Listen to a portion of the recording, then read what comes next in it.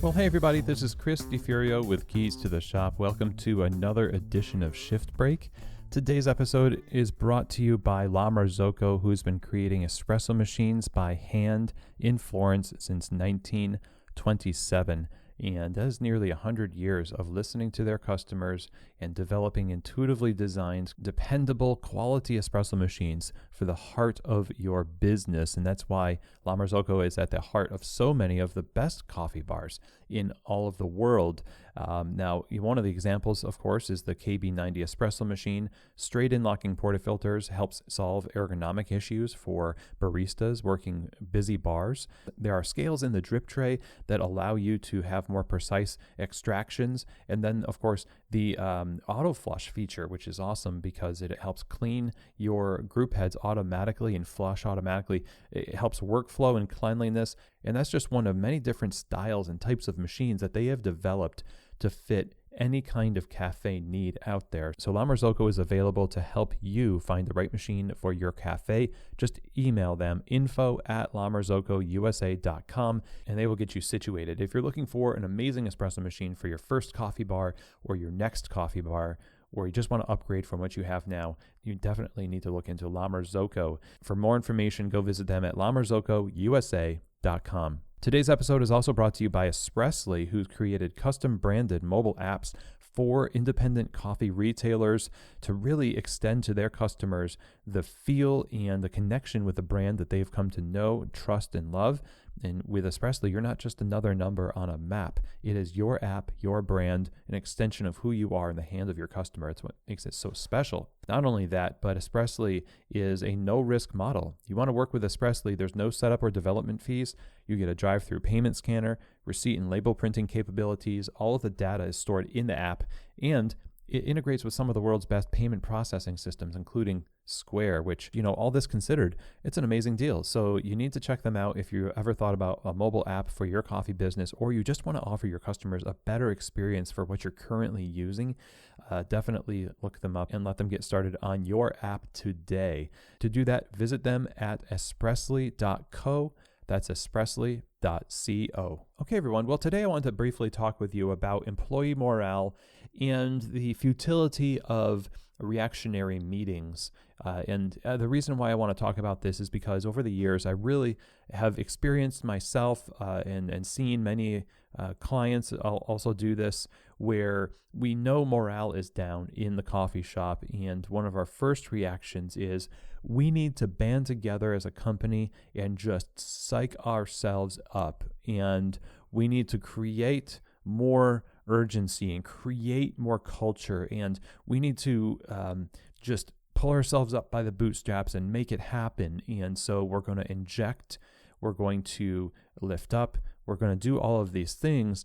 And this meeting ends up usually being either one of two things. It's either completely silent and tense, where you feel like you need to fill the airwaves with a bunch of, high-sounding vocabulary and mission statement type stuff, and you're thinking, I hope some of this is sinking in to them. And you might even present a finely word-crafted document that you think channels maybe some of what's at the root of why people are feeling a lack of morale. And so if they read it, then the eyes will brighten and their mood will change. And usually what happens is people are just like, when is this meeting going to be over? Or if it's not a meeting, it's just like, I don't know how this is really going to help. It doesn't make me feel better. These are just words, and this is just a meeting. And the other thing that can happen is that it turns into a gripe session where everybody just unloads all of their pent-up aggression about you and your business and their coworkers and the customers in the world. There's a lot of different opinions that people have, and it's pent up, and a lot of that's at the root of why morale is low. I've talked about this before, where a lack of morale is something that happens as a result of people's expectations not being met, or at least if they had unreasonable expectations, not being replaced by something that presented itself as very reasonable and for them and consistent.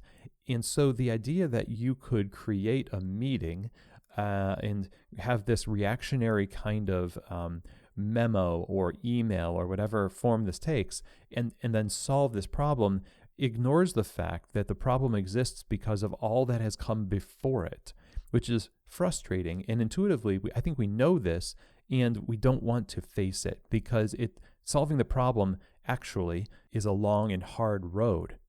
It's a long and hard road made up of a lot of corrective actions, both small and large, and on the back of a lot of self-awareness and work on self-awareness and assessment and purposeful shift in the way things go, and also receiving consistent feedback from your staff that you are dedicated to acting on.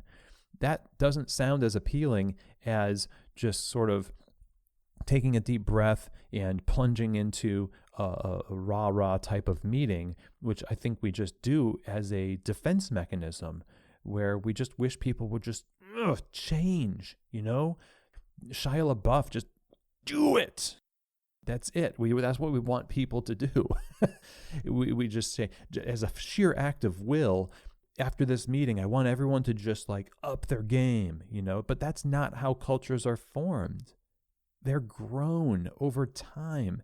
And if people grow to be weary of you or your business or just the work, they have to grow into something else. That takes time. It's not satisfying. And it's not even something that you necessarily need to create all this pomp and circumstance about, where you say, hey, guess what, everybody? We're going to turn over a new leaf. This is the 2023 initiative. And, we just kind of promise a bunch of stuff. It's cathartic to do it. And it's all kind of self-serving because it's almost a motivator for you, less effective in terms of what it produces for the people, theoretically, that it's for. And so best to just start making changes in all the areas that need to be changed. And if you don't know what needs to be changed, you can start by at first creating what we've called a culture of feedback by starting to ask questions. And before you start asking questions, you have to be dedicated to actually following through on answering those questions and having conversations, or following through on things you say you're going to do in those meetings with your baristas, and start building trust, start creating small wins for you and the company through these minor changes. And that is a shift in the tide that everybody can start to see happening. And it's way more effective than just calling an all-hands meeting and just going scorched earth on the whole thing, okay?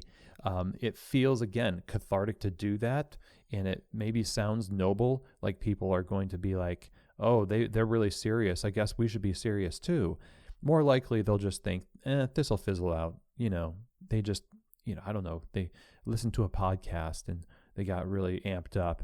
And now they're doing something that we know will eventually fizzle, and they'll be back to their old self, or back to sort of what we're used to.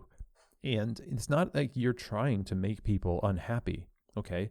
The morale issue with coffee is one that people take personally, and you can't take it personally. It's just a recipe. You have to change what you put in if you want to change what you're getting out. It's not about you and your human worth or anything like that. It is simply an equation that, obviously somewhere in the equation, something didn't compute. And somewhere in the recipe, there was an ingredient that had too much or too little or not at all, or maybe there's something that doesn't belong there. And it's up to you to kind of figure out what that is as you go. So that is what I wanted to talk to you about today, is that if you feel the desire to make a change in your business because you notice that you're off the mark of where you want to be, rather than trying to call an all-hands meeting and make this big song and dance and a big movement about it, I would say you start moving yourself in small ways in the direction of the solution. Start with feedback, start by following through with small things over time, and be dedicated to the long-term process that is absolutely necessary for improving morale, creating great culture, and a great coffee business.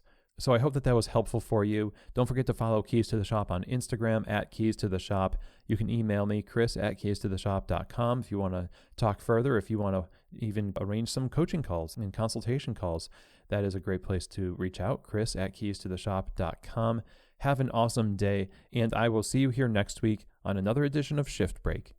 From Keys to the shop.